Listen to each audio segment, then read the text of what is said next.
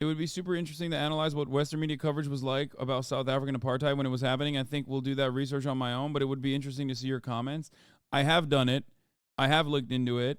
I think the original, when it first began, it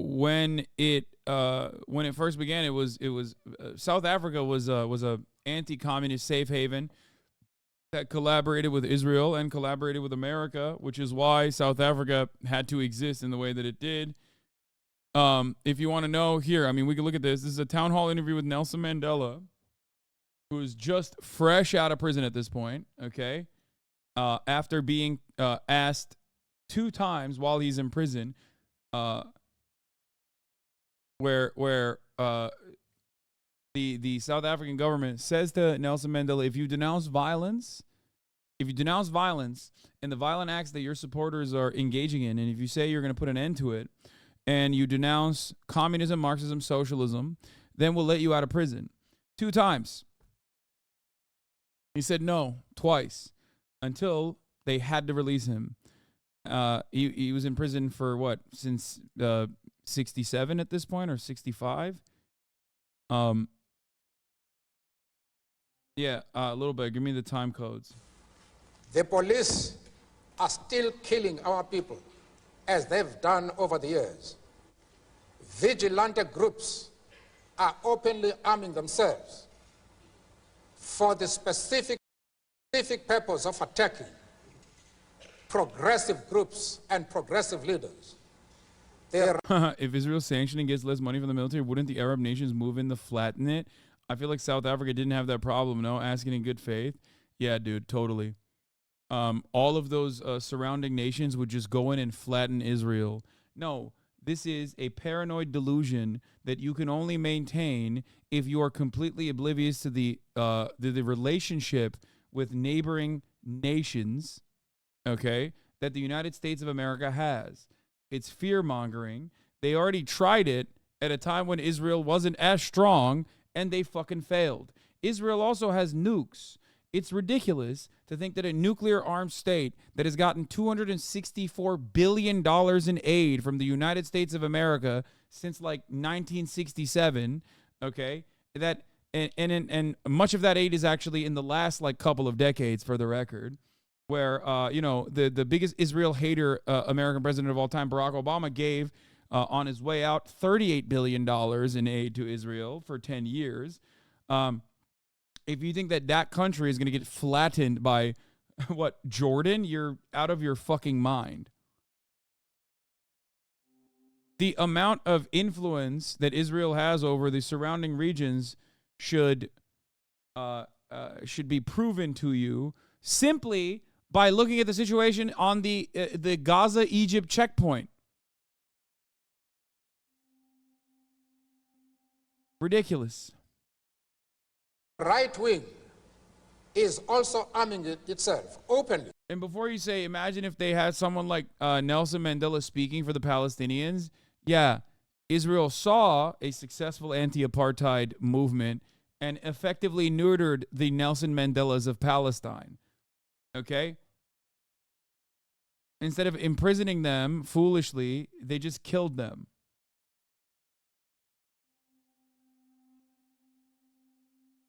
Israel was founded in 1948, the same year that the apartheid was written into law in South Africa. It's as if South African apartheid is still in effect in terms of timeline. I hope that gives people some context.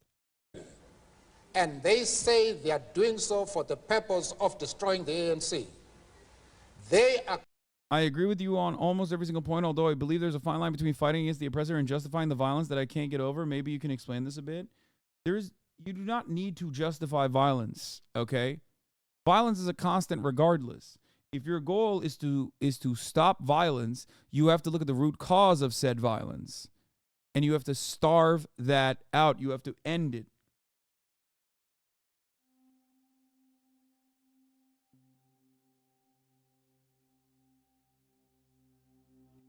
But you can't say I want people to fight the oppressor and then go, oh, but I can't condone violence. Like, how do you fight it? With tickle parties? Like, what do you think?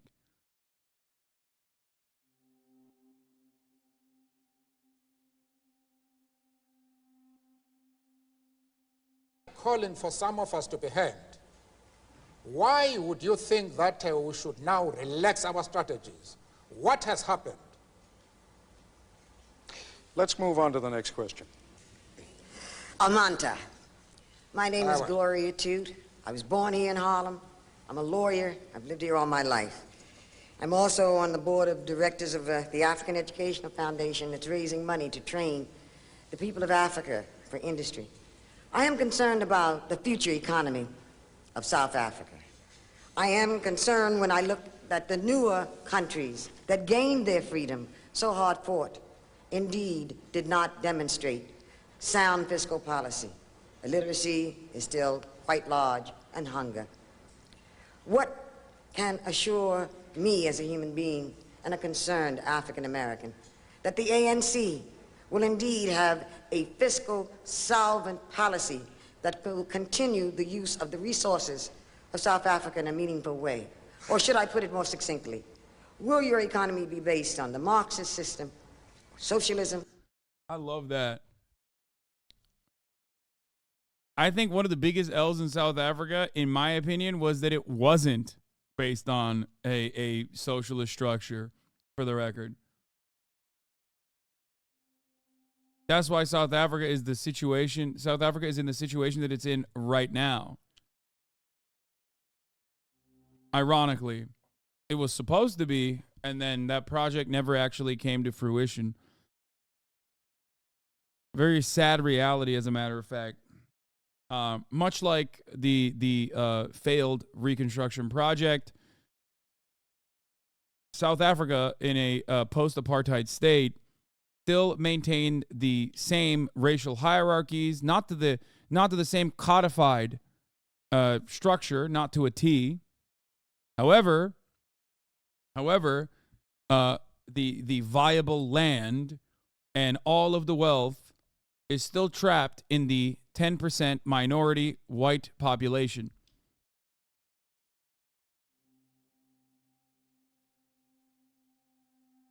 It went from a situation where there was obviously unjustifiable and untold amounts of colonial apartheid state violence to no apartheid state that is legal, at least, but yet still a nation in economic disarray.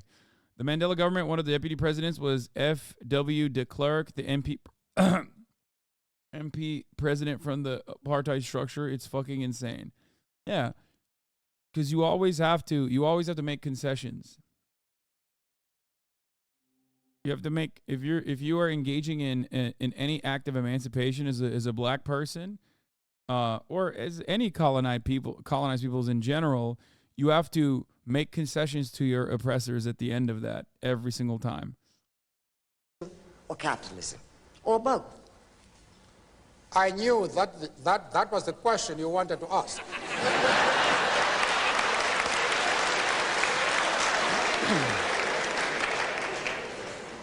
I am happy that you have had the courage to put it directly.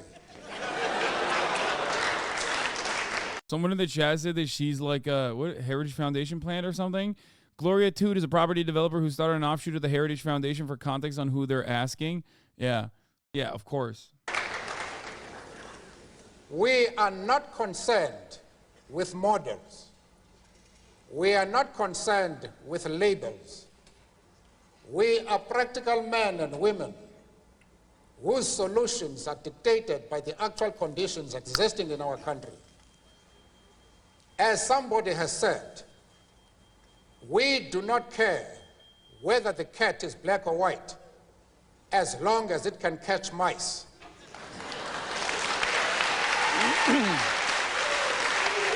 If I may... What we want to achieve is a healthy and vibrant economy which can ensure full employment. Will Bear is correct. Current South Africa is what happens when you transition from a fascist government to a capitalist one, because apartheid divided races into classes and capitalism keeps the class division. Yeah. To our people, maximum production and the development of social justice. We want... You dare interrupt Nelson Mandela? Yes. Sometimes with the top of the hour ad break, as a matter of fact. Of course, if you do not want Nelson Mandela to be interrupted by the top of the hour ad break, all you need to do is subscribe for $5 or for free with the Twitch Prime by connecting your Amazon Prime account to your Twitch account, where you get one free Prime subscription a month. Use it on your favorite broadcaster. Hopefully that's me. You can also get gifted a sub if you're lucky. Here's a 3-minute ad break now. Wanted to rectify the imbalances that exist in our economy. One of the companies, well-known companies in the country, one company owns more than 75% of the shares quoted in the Johannesburg Stock Exchange. This is illustrative of how our economy is organized. It is the resources of the country are monopolized by a white minority, even in that minority by a few individuals, whereas the masses of the people, especially blacks, are left poor,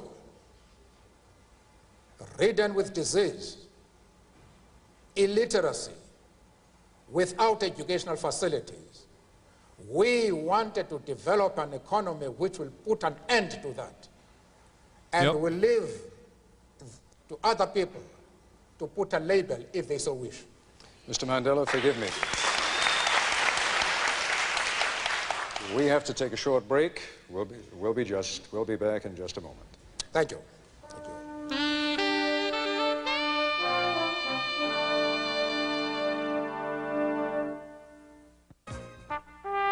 The Couple Report, a town meeting with Nelson Mandela from City College in New York, continues. And we're back once again. And Mr. Mandela, as I told you before we began this broadcast, almost all the questions will be coming here from the audience, but we also went to a couple of people back in South Africa, told them you were going to be on the broadcast, and asked them if they had any questions for you or comments that they wanted to make to you. One of those from whom we are about to hear now, and I'd like you to address your attention over to that monitor, is a man by the name of Koos van der Merwe, who's one of the leaders of the Conservative Party. Have a listen to what he has to say. Hello, Nelson. I'm a South African. I'm an Afrikaner. I want self-determination for my people in a part of South Africa. You can't have the whole South Africa for yourself. A part of it belongs to my people. Nelson, you're not going to nationalize the assets of the white people. I have worked for my banks, my mines, my businesses, and my farms. You are not going to take it. Stop your violence. Stop your sanction campaign. Stop your nonsense. Yeah, he's in, at this point, this is 4 years out, right? He's out of prison. He is asking the United States of America to still continue its sanctioned BDS movement, okay, in an effort to put pressure. I mean, he didn't nationalize shit, I know, but what do you mean? Like, okay, well, at least the apartheid ended, you know what I mean? Leave the violent campaign alone and come and sit down, become a normal person, and talk, and maybe that way. He's like fresh out of prison at this point. He's like, come back. Let's sit down like a normal person. We can find solutions. And lastly, forget communism, Nelson. It's gone. And I hope you will be well. I believe you were ill. I hope you will recover. And have a good journey. Aangename kennis, Koos.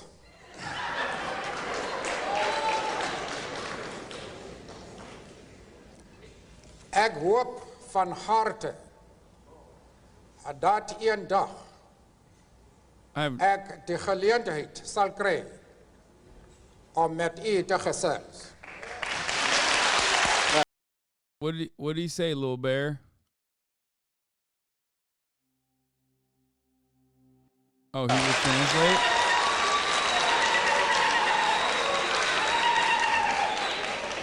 Well, just to interpret Please. what I said. I just wanted to demonstrate that I am bilingual.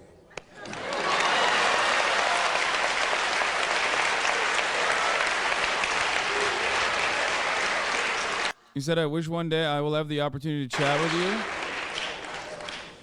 All I have said to Koos van der Merwe is to say, I am happy to know you. I hope that one day we shall have the opportunity to discuss the affairs of our country. That is all. Now, let me pick up, if I may, Mr. Mandela, though, on what Koos van der Merwe had to say. He represents, as you know, a small but significant segment of the white population in South Africa, which is pressuring Mr. de Klerk from that political side of the spectrum. Yeah. To what degree do you feel you know, need to help President de Klerk deal with people like Koos van der Merwe? Basic white guy, how do you think Israel should have responded to such an attack? It seemed like a lot. Maybe I'm naive, but why would you not fight back? If the U.S. got hit like that, we would destroy whoever it was, no? No, you're right. The United States did do that.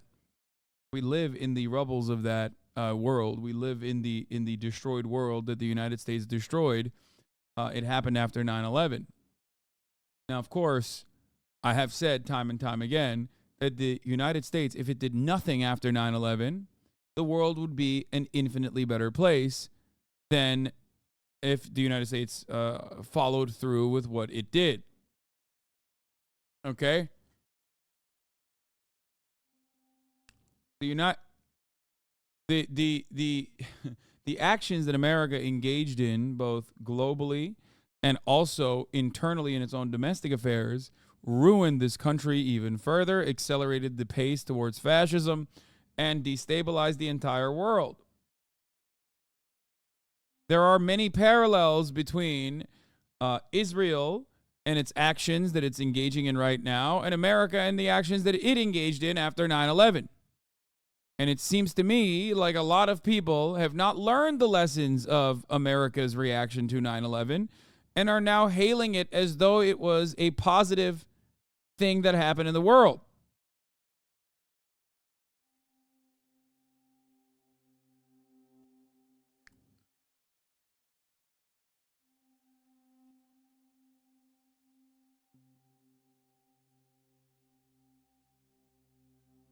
Ridiculous. I've written an article on this. I wrote an article in 2017, if you want to see it, on 9/11 2017. Never forget, 9/11 was awful. What we did after was worse.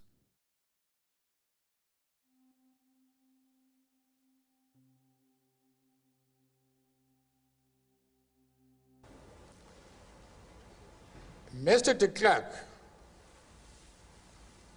is an independent, resourceful, and flexible leader.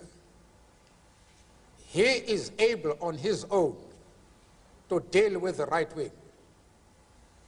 The outside world will be making a grave mistake